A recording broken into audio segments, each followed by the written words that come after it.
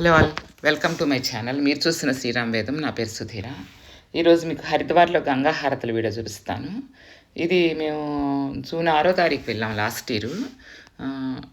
అప్పుడు ఎందుకు సెలెక్ట్ చేసుకున్నామంటే సరస్వతి పుష్కరాలు జరిగినాయి లాస్ట్ ఇయర్. ఆ పుష్కరాలకి బాగా రష్గా ఉంటుంది. పుష్కరాలు అయిపోయిన తర్వాత వెళ్దామని 6వ తారీఖు వెళ్తే 7వ తారీఖు నాడు మేము ట్రైన్ దిగి హరిద్వార్లో ఆటో ఎక్కంగా అని అందరూ చెప్పారు. ఆ రోజు దశపాపహార దశమి అంటే అనుకోకుండా చాలా మంచి రోజు వెళ్ళాము. అంటే దశపాపహార దశమి అంటే గంగాదేవి భూమి మీదకి వచ్చిన రోజు. శకునాలు చూసి బలి కుర్తిలో పడిందని సామెత. మేము ఏ శకునం చూడకుండా ఊరినే పుష్కరాలు అయిపోయిన తర్వాత ఖాళీగా ఉంటుందని ఆ డేట్ సెలెక్ట్ చేసుకుని 6వ తారీఖు వెళ్ళాము. తీరా వెళ్తే అసలు ఇది ఎంత మంచి రోజు. దసరా అని కూడా అంటారు, దశపాపహార దశమి. అసలు నది చూడండి ఎంత బాగా ఫ్లో అవుతుందో. అక్కడ వాటర్ ఏదైనా వేసినా కూడా మనం దాని వెంబడి పరిగెత్తలేము, అంత స్పీడ్గా వెళ్ళిపోతూ ఉంది. మేమున్న దగ్గర ఘాట్ ఇది. అక్కడ ఏదైనా గుడి చిన్నది శివాలయం ఉంటే అది ఫోటో తీశాను. ఆ పిల్లలు చూడండి, వాళ్ళ బాల్యం ఎంత అందమైందో అనిపించింది నాకు. అందుకని వీడియో తీసుకున్నా. అబాలను దూకుతున్నారు. ఆ నీళ్ళల్లో ఈత కొట్టేసి కాసేపు 5 నిమిషాలు తిరిగి మళ్ళీ వచ్చి గట్టెక్కుతున్నారు. వాళ్ళని చూస్తే నాకు ఈర్ష్య అనిపించింది. ఆ నీళ్ళల్లో అంత బాగా ఎంత ఫోర్స్గా ఉన్నాయో నీళ్ళు, ఎంత ఫ్రెష్గా ఉన్నాయో. అందులో అక్కడే భూమి మీదకి, హరిద్వార్ దగ్గరే భూమి మీదకి వస్తుంది. 5 నదులు కలిసి భూమి మీద దిగుతాయి అక్కడ. చూడండి నా పిల్లలు అది ఏదన్నా వేసినా కూడా మనం దాని వెంట పరిగెత్తలేము, అంత స్పీడ్గా ప్రవహిస్తూ ఉంటుంది నది. అయితే ఇది మేము ఉన్న రూమ్ దగ్గర కదా, అక్కడి నుంచి హరికి పౌరి అని అక్కడ కొంచెం ప్రశాంతంగా ఉంటుంది నది. హరికి పౌరి అని అక్కడ గంగా హారతులు బాగా ఇస్తారు. అందులో ఆ రోజు దశపాపహార దశమి కదా, మేము అక్కడికి ఎత్తుక్కుంటా ఏ ఆటో వాళ్ళని అడిగినా వాళ్ళందరూ కూడా చాలా స్నేహపూర్వకంగా ఉంటారు. అది అక్కడ హారతలు జరిగే ప్రదేశం. ఎంత విపరీతమైన జనం ఉన్నారు. మేము తెలుసుకుని ఆ ప్లేస్ ఆటో ఎక్కి అక్కడ దిగి మళ్ళీ లోపలికి చాలా నడిచి ఆటోలు రోడ్డు మీద ఆపేస్తారు. పెద్ద తిరణాల్లా జరుగుతుంది ఆ రోజు. అసలు ట్రాఫిక్ విపరీతంగా ఉంది అక్కడ. చూడండి అది ఎంత ఉరవళ్ళగా ప్రవహిస్తుందో. అంతా తెలుసుకుని మేము లోపలికి వెళ్ళేసరికి సరిగ్గా 7 గంటలకి హారతలు స్టార్ట్ అవుతాయి అని చెప్పారు. ఇది పైన మానసాదేవి, చండీదేవి 2 గుళ్ళు కొండల మీద ఉంటాయి. రోప్వే మీద వెళ్తాం. కుదిరితే వీలైతే ఆ వీడియోలు కూడా పెడతా ఉంటాను నెమ్మదిగా. ఇది ఇప్పుడు సంవత్సరం అయిపోయిందని గుర్తొచ్చి నెక్స్ట్ బుధవారం ఎప్పుడో దశపాపహార దశమి మనకు మళ్ళీ వస్తుంది. అందుకని సరే ఈ వీడియో అన్నా పెడదాము ఇప్పుడన్నా అని స్టార్ట్ చేశాను. ఈ ట్రిప్లో నేను ఇప్పటికి ధారీ దేవాలయం ఒకటే చూపించాను. ఇది హరిద్వార్.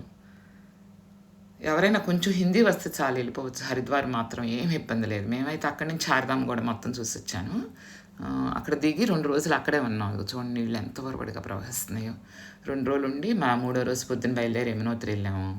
అక్కడి నుంచి మళ్ళీ ట్రిప్ అంతా పూర్తి చేసుకుని 12 రోజులు ఏమో వెహికల్ మాట్లాడేసుకున్నాం మళ్ళీ కింద వరకు. మళ్ళీ హరిద్వార్ వచ్చి తిరిగి ప్రయాణంలో మాకు తనివి తీరక మళ్ళీ గంగమ్మ దగ్గర దర్శించుకుని ఒక రోజంతా మళ్ళీ పూర్తిగా ఆవిడ దగ్గర ఉండి ఆ రోజు కూడా హారతలు చూసి కొంచెం లోపలికి బాగానే నడవాలి. హరికి పౌరి అంటే ఆటోలు ఆపేస్తున్నారు. అసలు అందులో ఈ దశపాపహార దశమి రోజు కొంచెం దూరంగానే ఆపారు. మళ్ళీ మేము తిరిగి వచ్చేటప్పటికి అంత జనం లేరు. కానీ ఏ రోజు సాయంత్రాలు మాత్రం హారతలు విశేషంగా జరుగుతాయి. అదిగో చూడండి హారతలు ఇస్తున్నారు. ఇందులో నేను ఒక క్లిప్పు హారతలది యాడ్ చేశాను. ఊరిని ఒకటి మాత్రం సౌండ్ తీయలేదు, ఉంచాను చూద్దామని. వినపడుతుంది మీకు పాటలు అయ్యాను. చూడండి అది ఎంత పరవళ్ళగా దొక్కుతుందో. అసలు ఎంత బాగుంది అనిపిస్తుందో. అక్కడికి వెళ్తే రాబుద్ది కాదు.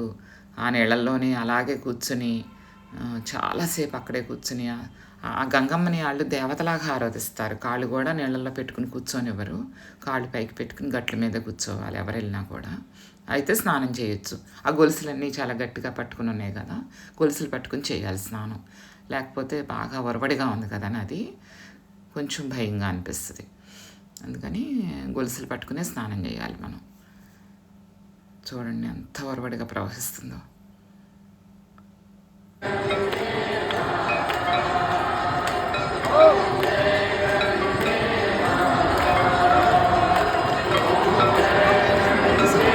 అల్లాడుతూ ఉంటాం అక్కడికి వెళ్తే. ఎవరైనా కూడా ఇక్కడ విజయవాడ ట్రైన్ ఎక్కి హరిద్వార్ దిగొచ్చు. ఎక్కడి నుంచి అయినా ఢిల్లీకి ట్రైన్స్ ఉంటాయి విపరీతంగా. ఢిల్లీ నుంచి హరిద్వార్ 4 గంటల ప్రయాణం. ఇక్కడ వరకు అయితే అసలు ఎవరైనా చూడొచ్చు, వెళ్ళొచ్చు.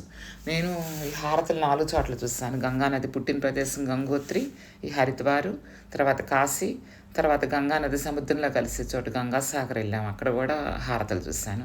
అన్ని చోట్ల చూశాను కానీ నాకు ఈ హరిద్వార్‌ని మించింది లేదనిపిస్తుంది. ఎందుకంటే నీళ్ళు చాలా ఫ్రెష్‌గా ఉంటాయి. తర్వాత పొల్యూట్ అయిపోతుంది. అదంతా నగరాల మీదుగా ప్రవహిస్తుంది కదా! దారిలో కాన్పూర్ దగ్గర ఎక్కడో విపరీతమైన ఫ్యాక్టరీలుంటాయి. అక్కడంతా పొల్యూట్ అయిపోతుంది. మన కాశీ వెళ్ళేసరికి కొంచెం పొల్యూషన్‌గా ఉంటది. హరిద్వార్ మాత్రం అలా ఉండదు. ఎవరైనా సరే తప్పనిసరిగా మాత్రం హరిద్వార్ చూసి తీరాల్సిన ప్రదేశం. మిగతా చార్ధామ్ అంటారా, ఆరోగ్యాలు సహకరించకపోవచ్చు. ప్రయాణం అంతా కష్టం, వాతావరణ మార్పులు విపరీతంగా అంత ఎక్స్ట్రీమ్‌గా ఉంటది. చలైనా, ఎండైనా. కింద ప్రయాణం చేసినంతసేపు ఎండగా ఉంటది. పైకెళ్తేనేమో ఇది ధనుస్సు వంతెన ఏదో అంటారు. తిరిగి వెళ్ళేటప్పుడు ఈ వంతెన గుండా బయటికెళ్ళిపోతున్నాము. ఇక్కడ చాలా పెద్ద గంగాదేవి విగ్రహం ఉంటుంది. గంగా నదిలో ప్రతిష్ఠించిన విగ్రహం.